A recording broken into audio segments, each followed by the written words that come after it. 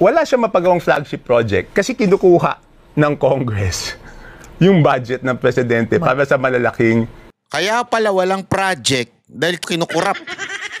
Dahil doon sa issue ng pag-archive ng impeachment at saka yung Senate debate, sabay ito lumabas yung Senate debate eh. Hindi na-tackle masyado. Hindi na na-follow up ng mga ibang news. Isang news pa lang ang laglabas nito. So hindi na siya na-follow up. Kaya gusto kong ipakita sa inyo para talaga idiin kung ano ang nangyari sa budget natin sa 2025. Dito tayo pumunta. Kasi yung impeachment, politika lang ho yun eh. Eto, pag nanakaw ho ito, kung sakasakaling mapatunayan, dapat talagang makulong. Kung sino man ang kumulimbat dito sa pera ng tax natin. Di ba? Dapat ito makulong. Ito, apektado lahat.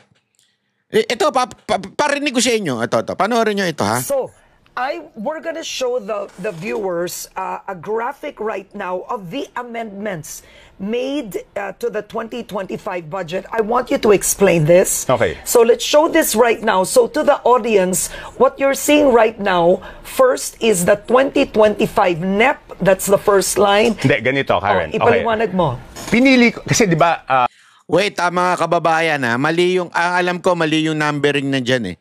Dapat meron niyang nakalagay dyan by the billions kasi yan eh. Ipapaliwanag niya, billions yan eh. Hindi yan million, okay? There are 200 plus districts, di ba? So hinanap ko kung sino yung distrito na may pinakamalaking budget for 2025.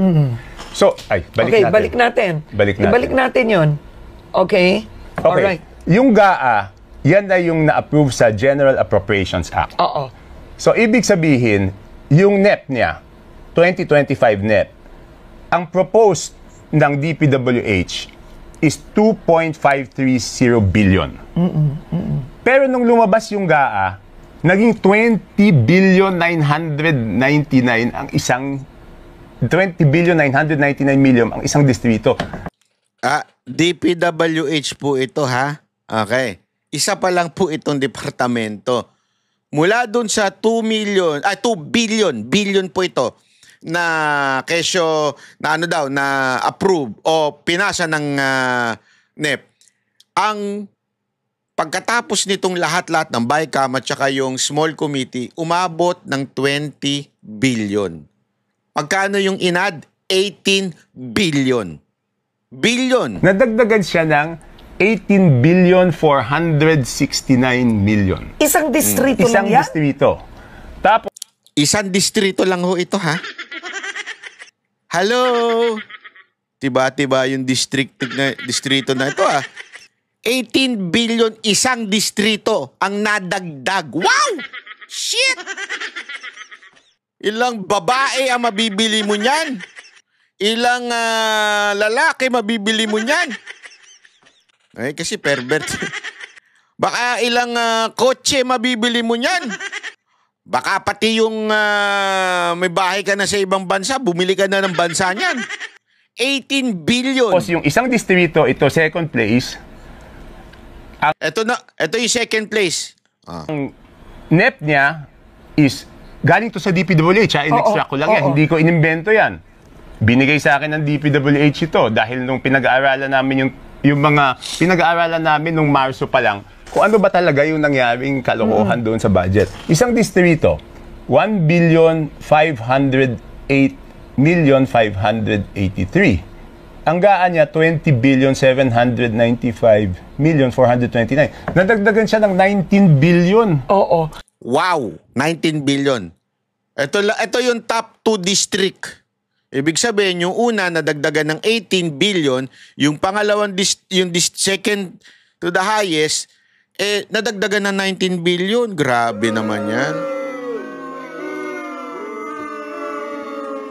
Tapos, ang pangit ng distrito nila, babaha-baha. Naku po. Gago! Do you remember anong mga distrito? Alam ko, pero ayoko i-disclose. Pero kasi ang sinasabi ko, to be fair to the district congressman. Alam daw niya, pero ayaw niyang ilabas. Kasi nga, hindi, para kasi, tama rin naman siya dito. Let the people na involved explain. Pero tama din siya para at least hindi siya namumulitika dito. Hindi niya pinupuntirya yung tao. Ito ang problema nung budget natin. Pwedeng nangyari yan nang hindi nila alam. Hindi kasi, di ba, lumabas na lang yan eh. Pero hindi pwedeng nangyari yan nang hindi alam noong chairman ng Committee on Appropriations. Yun ang Okay. Pwede balik natin balik natin. ito mas kung bakit yung small committee. Okay. So balik tayo. Nagigets nyo? Kasi may papaliwanag pa siya dito eh. Maaring yung congressman hindi niya alam. Okay? Pero, napakalinaw na alam nung nagdi-decide. Kasi siya nagdagdag eh.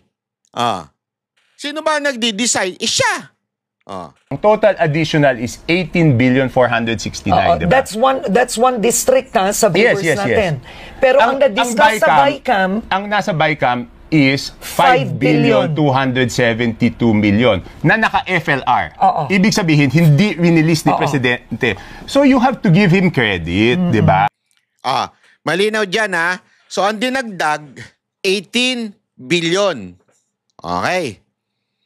Tapos after the BICAM, naging 5 billion na lang. Kasi daw, ang dahilan daw, sabi nito ni Tiangco, hindi daw inapruban yung 18 billion ng presidente. So ginawa lang niyang 5 billion yung dagdag. Okay? Hindi niya ni-release yung 5.2 billion. Yung nag-additional na 19 billion, 13. Hindi, yung 13, ang tanong ko, Sana, kung ang BICAM is 5.2 billion, ibig sabihin ba sa small committee ba? Ayaw nila ilabas, di ba? Paano na? Kasi doon sa BICAM. So, naintindihan ninyo, yung 5 billion, hindi nga inaprubahan ng presidente. So, ginawa lang 5 billion. Sa difference between the 18 billion minus 5 is 13 billion. So, inad yun ng small committee. Yan yung pinupuntirya niya dito eh. Sino itong nasa small committee na nag-a-add ng sobrang laki? Records, 5.2 billion lang. So, saan nanggaling yung 13? Sa small committee ba? Okay, question yan. Yung isa naman, ang additional 19,286,846, ang total BICAM is 4,970,179. Hindi rin release ni Presidente yan. So I'm saying, alam ko, nagalit siya kasi hindi nga niya pinapa-release yung mga yan. Ilan magkano ang hindi na-release ng Presidente? Up to July 29, mga 84 billion. Okay, 84 billion. Yeah. So the President didn't release the funds because he is doubtful, suspicious? Hindi, pag-aralan mabuti. Tsaka doubtful. Kasi ang nakakapagtaka doon, yung iba, congressman ka, di ba? Hihingi ka ng project, dadali mo sa distrito mo. Yung iba, hiningi ng isang congressman, dinala niya sa ibang distrito. So how do you explain that? How is that possible? Hindi, kasi yung iba, sila proponent, pero hindi nila dadalhin dun sa distrito. Sa nakakapagtaka, bakit hindi mo dadalhin sa distrito? Di ba kung... Alam niyo kung bakit hindi dinadala doon sa distrito? Hihingi sila ng budget, pero hindi nila dadalhin sa distrito. Alam niyo kung bakit? Yung contractor, ayaw niya mabuking. Nakamag-anak niya, at kung dito ko ilalagay sa distrito ko, malalaman pa. So, iaano ko na lang doon sa kaibigan kong distrito. Kausapin ko siya, pare. Ito yung contractor na anuin mo kunin mo.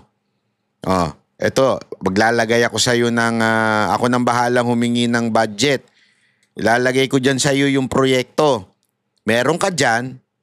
Pero ito ang contractor na ito. Yung contractor, actually, siya rin yun na naglagay. Para lang medyo mahirapan i-trace. So, dito pala, makikita mo na kagad, malaking katarantaduhan ito. Bakit to? Kasi, ikaw ay distrito, representante ka ng district mo. Bakit ka humihingi ng budget para sa ibang distrito? Ang boses ng masa, hindi natatakot. Katotohanan lang, di kami nalulunod. Walang bahid ng sismis, lahat ay totoo. sino ka pa, pag mali ka babanatan ka.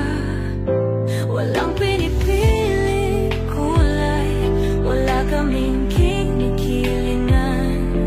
Basta para sa bayan, kami lalaban.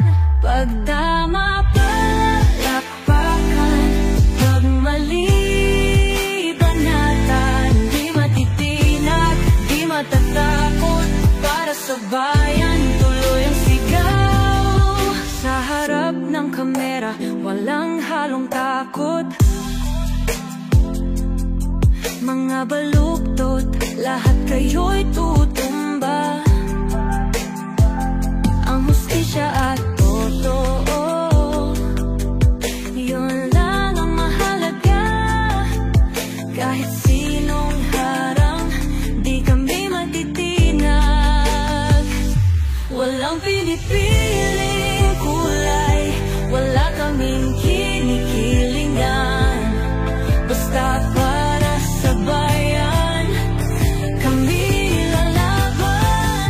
Pag tama palakpakan, pag mali banatan. Di matitinag, di matatakot, para sa bayan tuloy ang sigaw. Kung nasa tama ka, ikaw ay aming kasama. Pero pag mali ka, handa ka na bang mabasag? Banateros kami, walang inuurungan, dahil bayan muna bago ang sarili.